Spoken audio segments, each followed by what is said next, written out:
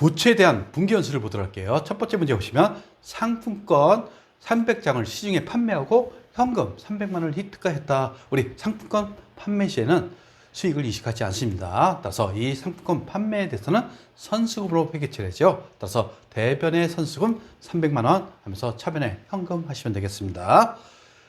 세 번째 보시면 경일산업이 당사의 외상매금 1,600만 원에 대한 상한을 요구하면서 이 중 50%를 면제하여 주다. 결국 800만 원에 대해서 면제했죠. 이것은 채무 면제 이익으로 회계 처리하시면 됩니다. 지금 당사는 외상매금을 보통 예금으로 지급하다. 결국 800만 원을 지급했다는 얘기죠. 따라서 차변의 외상매금 1,600만 원, 대변의 보통 예금 800만 원 하면서 채무 면제이익, 이것은 영업의 수익이 되는 겁니다. 그리고 퇴직연금 자산의 이자 30만 원이 입금되다.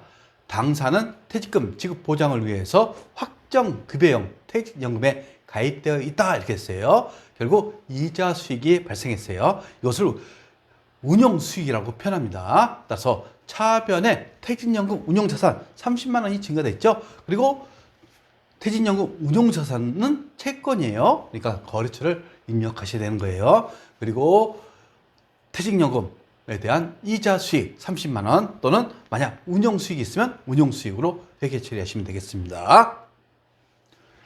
여섯 번째 보시면 확정기회형 퇴직연금 제도를 설정하고 있는 주식회사 대한상사는 퇴직연금의 부담금 150만 원, 이 중에서 100만 원은 제조경비에 그리고 관리는 판관비로 회계 처리하시면 되는 거죠. 그리고 확정기형은 어떻게 회계 처리한다고요? 비용 처리하시면 되는 겁니다. 따라서 차변의 퇴직급여 제조경비에 100만 원, 판관비 50만 원, 그 다음에 대변에 현금하시면 되는 거죠. 그리고 기본적으로 이것을 모르시면 안 되겠죠. 전산회계 1급에서도 나왔던 내용입니다. 확정기형은 그냥 다 비용 처리하시면 되는 거예요. 근데 확정급여형은 납부 시 퇴직연금 운용자산, 그리고 만약 수수료 비용이 있으면 판관비로 처리하시면 되는 겁니다. 그래서 확정기형하고 확정급여형을 여러분들이 구분하실 줄 아셔야겠죠.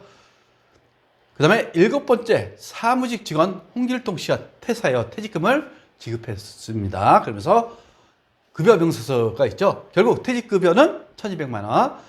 그러면서 퇴직소득세하고 지방소득세 있죠. 이것은 다 예수금이 되는 겁니다. 차감 지급액이 1,160만 원. 그런데 지금 보시면 퇴사 직전 회사의 퇴직급여 충당 부채 잔액은 200만 원이었다. 이렇게 했죠. 그러면서 퇴직보험 및 퇴직연금에 가입한 내역은 없다. 결국 퇴직급여 충당 부채를 먼저 상기하고 그 다음에 비용 처리하시면 되는 거죠. 따라서 차변의 퇴직급여 충당 부채 200만 원 하시고 차변의 퇴직급여 1,000만 원, 즉 퇴직급여 총 1,200만 원이죠.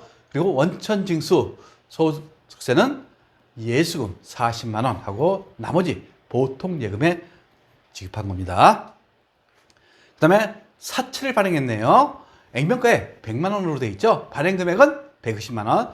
보통 예금 통장을 끈데다. 근데 사채 발행 관련 법무사 수수료 30만 원은 현금으로 지급했다. 결국 발행가액은 120만 원에서 30만 원 차감한 90만 원이 발행가액이 되는 거예요. 그리고 액면가액은 100만 원이죠. 10만 원 적게 들어갔어요. 결국 할인 발행이 되는 겁니다. 따라서 대변의 사채 언제나 액면가액이라고 그랬죠. 그리고 보통 예금에 120만 원, 그리고 현금 30만 원이 나왔죠. 결국 발행가액은 90만 원이라는 얘기입니다. 그러면 차변의 사채 할인 발행 차금 10만 원 이렇게 회계 처리하시면 되겠죠. 그 다음에 아홉 번째 보시면 사채를 중도에 상환할 수 있어요. 결국 회사가 돈이 많이 생긴 거예요. 그러면 빚부터 갚죠. 똑같습니다. 액면가액 5천만 원인 사채 중 액면가액 2천만 원을 2,033만 원은 보통 예금 계좌에서 2차여 조기 상환했다. 근데 사채 할인 발행 차금 등 사채 관련 계정은 없다. 결국 액면 발행했다는 얘기입니다. 따라서 상환손익은 장부가액 얼마입니까? 2천만 원이죠. 근데 상환가액은 2,033만 원을 상환했어요. 결국 33만 원만큼 더 상환했죠.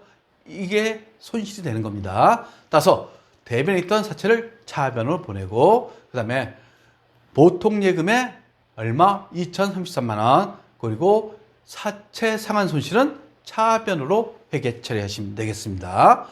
그리고 만약 사채 할인, 발행차금 등 사채 관련 계정이 있으면 5천만 원 중 2천만 원 분에 대한 것을 제거하시면 되는 겁니다.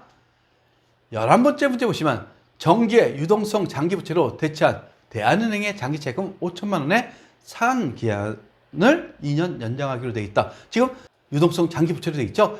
요것을 2년 연장했으니까 연말 기준으로 보면 내년도 상환하는 게 아니죠. 따라서 요것에 대해서는 유동성 장기부채를 다시 장기채금으로 돌리는 회계 처리하시면 되겠어요. 따라서 차변의 유동성 장기부채, 그 다음에 대변의 장기채금으로 회계 처리하시면 되겠습니다. 즉 유동성 대체의 반대로 생각하시면 되겠어요. 구독과 좋아요는 우리에게 큰 힘이 됩니다.